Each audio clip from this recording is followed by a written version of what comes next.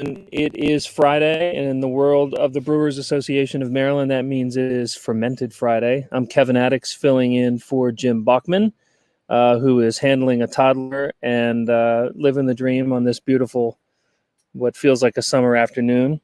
I would love to welcome two folks joining us here. So we've got Ryan and Shauna Truitt from Patriot Acres Farm in Sudlersville. Welcome. Hello. You. Good afternoon. So for folks who may not have any idea where Sudlersville is, where Patriot Acres Farm is, give us a little background. Well, essentially, we're in the middle of a field in the eastern shore of Maryland. So for everybody coming across the Bay Bridge, instead of taking Route 50, keep heading north on 301 and go about another 20 minutes or so. And we're right off 301 between Sudlersville and Millington. And we have a little farm we started up. And in order to push some more of our farm products, we decided to go ahead and start a farm brewery. And so far, so good.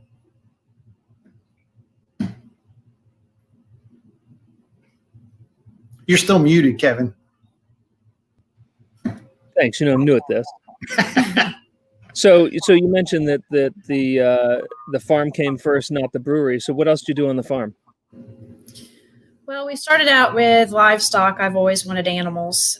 So we started with about 13 alpacas, 4 chickens. That's grown exponentially to multiple alpacas, goats, sheep, probably about 200 chickens, livestock guardian dogs, a little bit of everything. And in your brewery, you're selling more than just beer, right? Yes, I make goat's milk soap, which is a big seller. We send a lot of our fiber off to a co-op, which gets sent back to us in products. Soaps, socks, scarves, hats, gloves, things of that nature. Those sell really well. We also sell tons of eggs. We have a lot of eggs. So. Chicken eggs, right? Yes. And we have started up a program where we have cigars, and they're for donation only. And all we ask is if you do make a donation for any cigar you take, we in turn will take that donation, and all proceeds go to Cigars for Warriors. Very cool. Very, very cool. So you've been open now for 2 years, 1 year? We're in our 3rd year, starting in January. Mm-hmm. Okay. So tell us how the business has gone. When you first started, how many beers do you have, and what are you up to now? You want me to? Yeah, you can. So before we opened, we said, hey, let's go talk to some subject matter experts. So we went up to Falling Branch up in Street, Maryland in Hartford County. And I think it was Alan Galbraith, the older of the Galbraith gentleman, kind of really took us aside and gave us some really good tidbits and ideas. And we took a lot of those to heart. I think one of the things he shared with us is you got to have 8 beers. You want people to get 2 flights. And we've kind of, stayed true to that. So right off the bat, I think we tried going with 8 beers, and it's kind of tough. When we first opened up, there was a lot of weekends that we might have maybe half a dozen customers on Saturday, half a dozen customers on Sunday. And, we've really grown quite a bit from that point, but, we started small budget. I mean, just like any real farm brewery, we didn't have, hundreds of thousands of dollars or, anything like that. We did everything from the ground up and ourselves. We really didn't hire anybody to do anything. So it took a lot of work, and we built off that. And, now that we are going into our 3rd year, we're kind of seeing some of the fruits of our labor. And it's really it's really nice to see the payoff. So right now, we continue to have 8 beers on tap.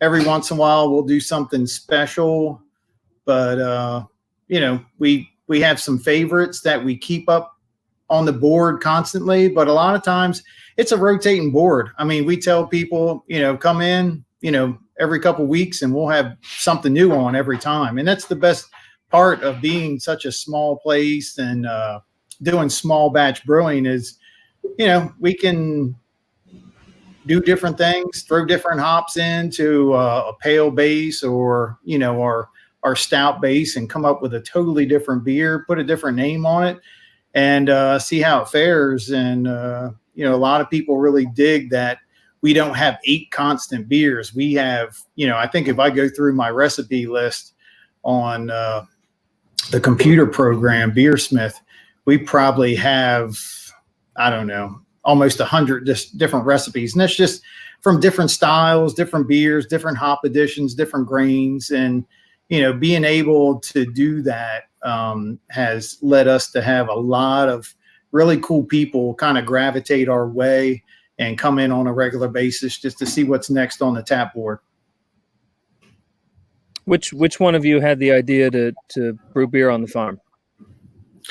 Well, when we started originally, we moved up to the farm in 2014. We started with the alpacas, and we did have a whole bunch of alpaca products that weren't moving too well. So we said, hey, how can we move our alpaca products a little bit better? And, we came up with the idea. I think it might have been me. I said, hey, it was definitely you. I think Maryland has a farm brewery license that we can get. So we get people up here and get a couple beers in them. They'll buy some of our alpaca products. Not a bad idea, right? So the beer, you're looking for the beer to be a hook to come in to buy your alpaca eggs, right? Yeah. Right. So I think that advice from Alan Galbraith was pretty cool about having 8 beers because you want people to have 2 flights. I think that's good advice. Have you felt pulled in one direction or another regarding beer styles? We are asked almost every weekend for a sour. Really? Yes. Other than that, I think, a lot of times, Sean and I both have, our styles of beer that we like, but we found over, through time, we can't really make what we want to make. We try to make what we think our regular customers would really like. And sometimes we have people in mind. We're like, hey, we'll make this because so-and-so likes this kind of beer, or maybe we should try this because, this person likes that kind of beer. So we just keep coming up with different flavors and different things. And we try to, just use a lot of grain and a lot of hops. Sometimes it might be too much, but I'm a big flavor guy. So I need flavor, that malty flavor. Or if I'm making an IPA, I need that hoppiness in there. And we try to do different combinations to come up with the next great beer. But just to give you an idea, we are finally giving in and we're making our first sour this Sunday. So it should be a real experience. That's great. And you know the recipe, you know what you're doing. Yes. You're not going to screw this up. I hope not. You're not going to sour the rest of the place. No, I hope not.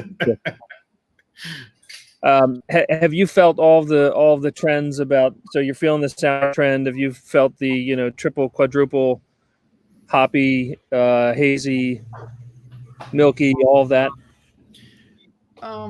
Yeah, we've had people come in and say, hey, I want a triple IPA or I want different styles. And,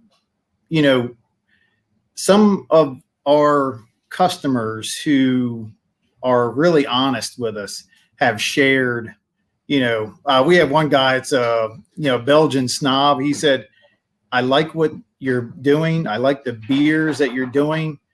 Don't try to make a triple. That's not you. And, we took that to heart. I mean, we totally get that. And we, hey, yeah, that's not our style. Leave it to those experts. And we've had some other people that say, you guys do those like old world beers where it's just the staples. You don't go out on the fringe too much. And honestly, we really like keeping, I guess, our ABVs for any of the styles of beers that we do right around, the 4 to 6 range, just because we want people to be able to have multiple beverages when they come out here. And, I've talked to some other guys like Charlie up at Bayheads, and he said, you guys are a destination.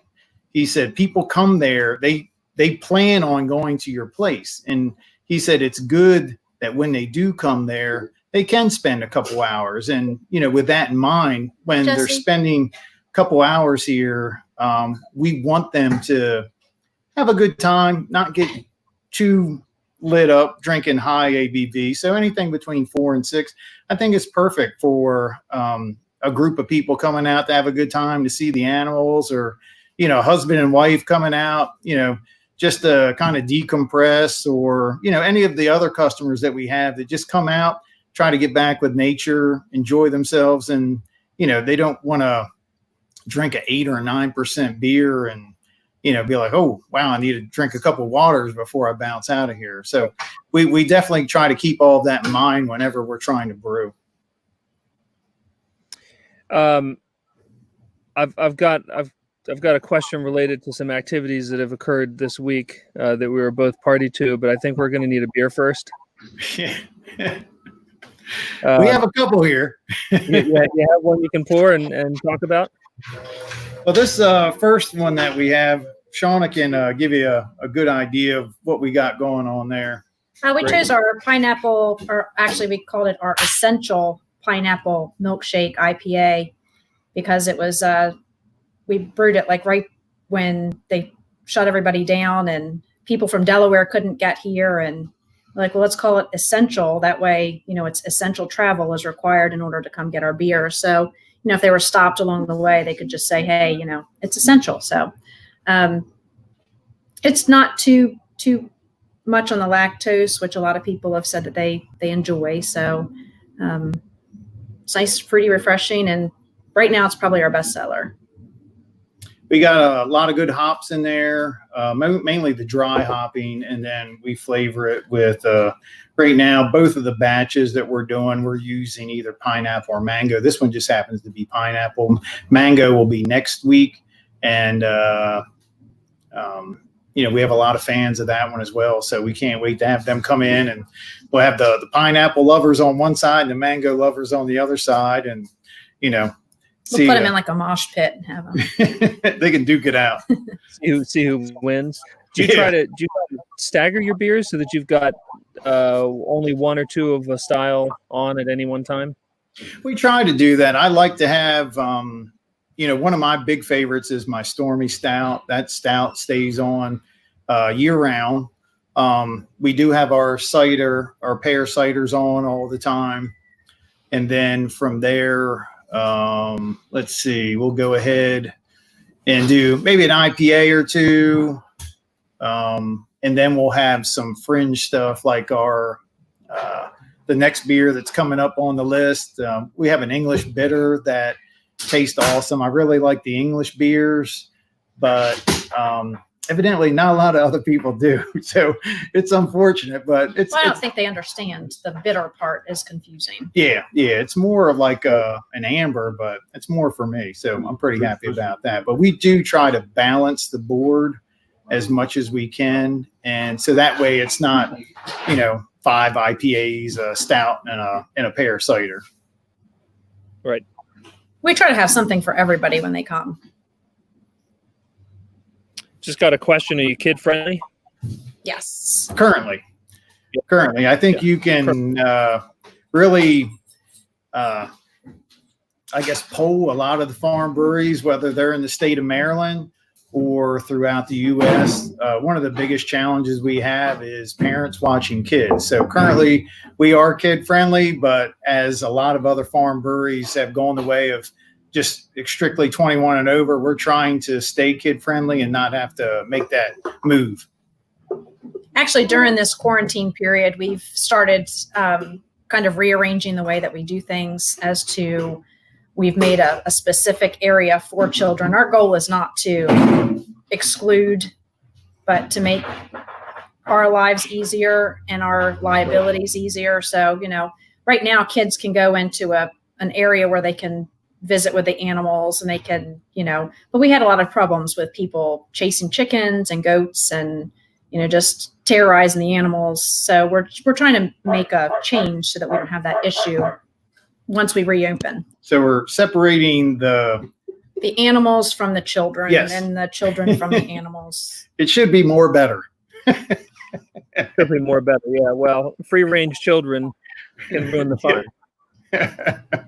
Well, and that's what a lot of people like to come here for, because they, we've had people that they come here with their kids and they're like, this is the longest my child has been off of a tablet or a video game or a computer, at a time without complaining. So we don't want to take that aspect away. We just want to make it so that it's not so cumbersome and worrisome for us, because in my opinion, the animals were here first, they come first. Right. And their quality of life comes first. Well, and it's also a working farm. You don't want kids running too far astray. No. Right. So, all right. I think this next beer will be perfect for our So this is our mango habanero. We put a pretty good sum of habaneros sliced up, just I guess dry hop style, stuck in the fermenters. I almost put a whole bunch more, but Shauna was like, I think, the amount that you have cut up's good. And I was slicing them up and I was like, man, these habaneros don't smell hot. So I actually took a bite out of one of them and my mouth just was like on fire. And I was just like, okay. So then he comes running through the tasting room going, throw the hot ones, throw the hot ones. So just adding a nice... need to learn the hard way. Yeah, exactly. Well, sometimes we've used the same exact recipe and the same exact number of peppers in the next beer, and it's not as hot or it's hotter. And sometimes sometimes the quality of pepper is, it's different. It's different. So there's really no good way of gauging that without burning your mouth.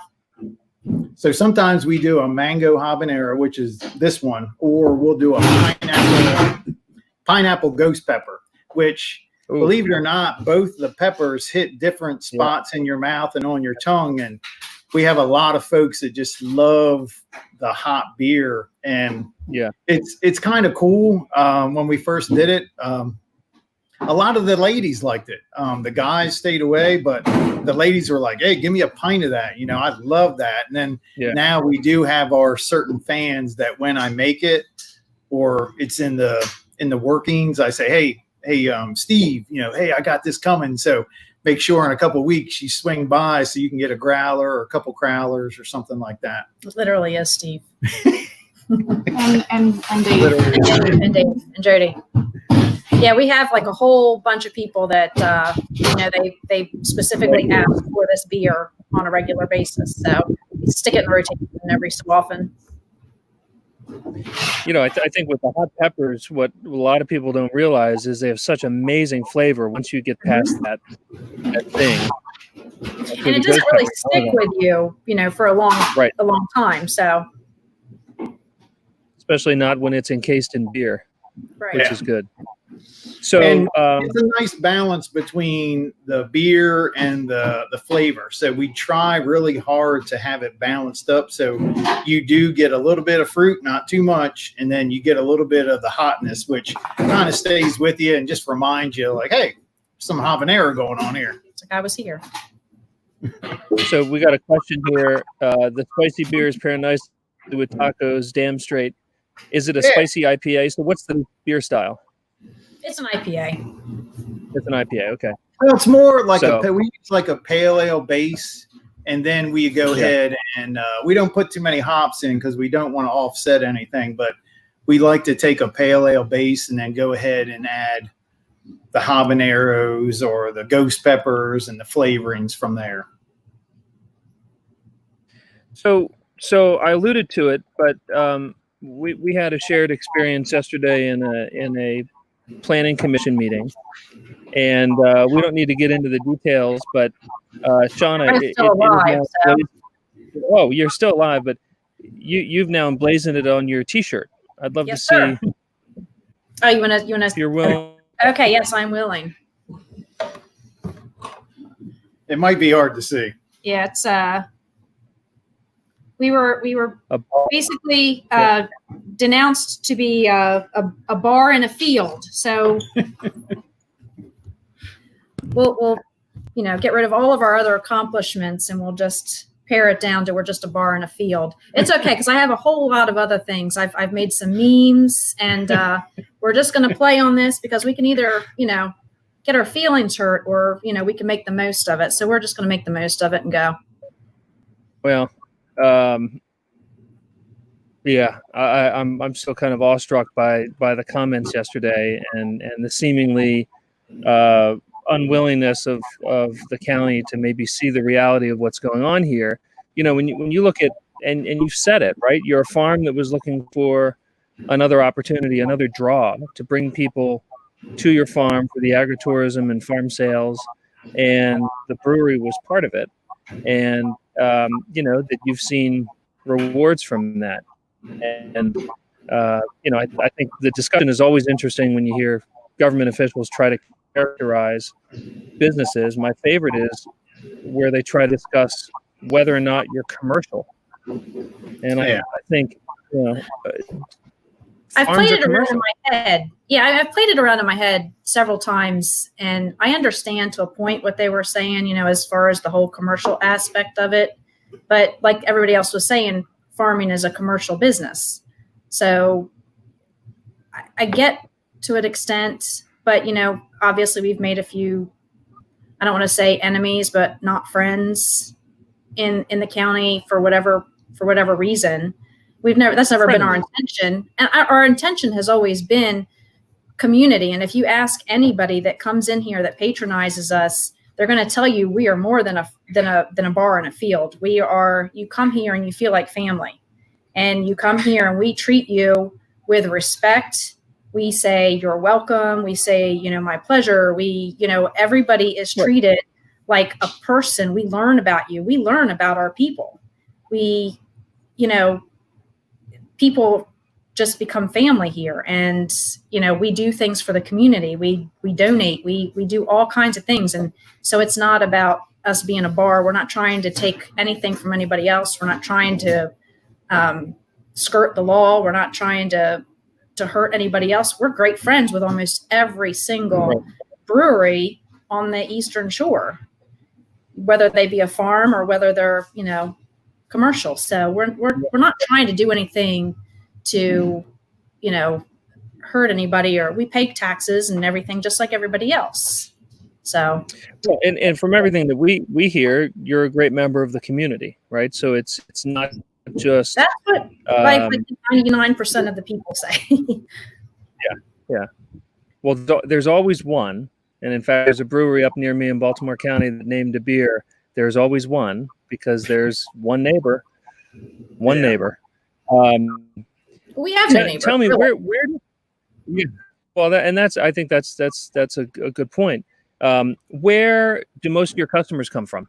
Do you have a sense of that? Definitely. We do have our local crowd, but we also have a lot of people that come from Delaware. We have a lot of people that travel from Pennsylvania, New Jersey. We do draw people here. And,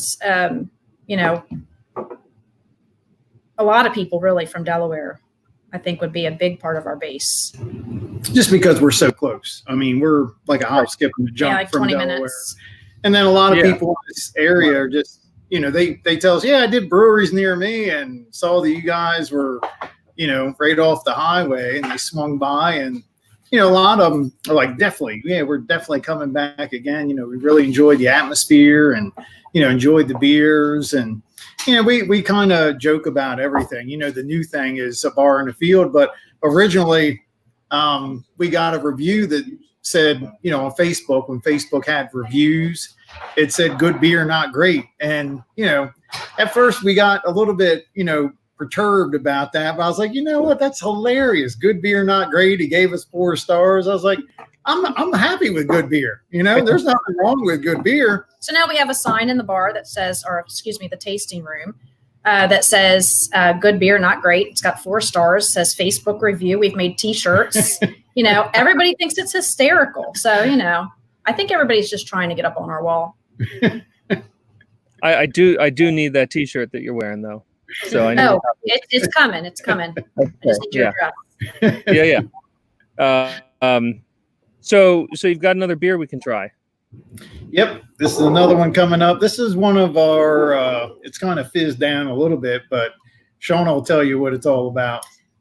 This is our Nitro beer. It's our Nitro Stout. It's got some peanut butter in there, and it kind of, once it comes out, it's got this cascade of chocolatey peanut butter nitro goodness, and everybody loves it. Everybody that tries it almost always gets a pint. Right now we're selling these as pints to go because we can do that now, and we have people that come here just for this. So it's nice that we actually can have a Nitro Stout or a Nitro tap on our wall, which kind of differentiates us a little bit from some people, other people, whatever. And did you know, Kevin, that all of our Delaware customers have an open container law? That's why they love coming here, and they'll get, a couple pints to go with the lid on it. As soon as they hit that Delaware line, the tops come off, and they're enjoying that open container law in Delaware. Okay, so that's a fact I did not know. That's mind blown, Nice to be close to the border, huh? Yeah. So is that your first Nitro? Yes, and I really had no idea what I was doing, not a clue, and we fiddled around with it, and I think we got it kind of perfected, at least, to what we think is close to perfect, and a lot of the customers that come in, they really enjoy it quite a bit. We have it nice and balanced. It's off our Stormy Stout base. We do add peanut butter to it, and it comes out, sometimes when it comes out perfect, you just got to sit back and watch the cascade come up, and, everybody enjoys that. You think you're going to do more of the kind of sweet savory? We'll see. Just like our cider, we used to do a whole bunch of different ones, but everybody wants pear, so we just stuck with pear. And we used to do a bunch of different nitros, and everybody liked the peanut butter, so we're like, you know what? We stick with peanut butter most of the time, but every once in a while, we like to try something new just to see what happens. So tell us what's coming up. Right now, the sour is the next thing on the to-do list. I'll do that bright and early Sunday morning. Other than that, we do have the mango milkshake coming up next weekend. I have another IPA that it'll have a really nice complement of mosaic hops in it. That's one of my favorites. I call the mosaic like the mature hop, where Citra is like a teenager. So it'll have a nice dose of mosaic in it. I think it'll pair nicely with a lot of different things. After that, I'm not really sure. I really wanted to do a couple more British beers, but since, our English bitter isn't doing too well, I was like, maybe I'll hold off on that. So I think it's just because we're shut down. I think if we had been open and people could come in and they could get flights and everything, the bitter's really good.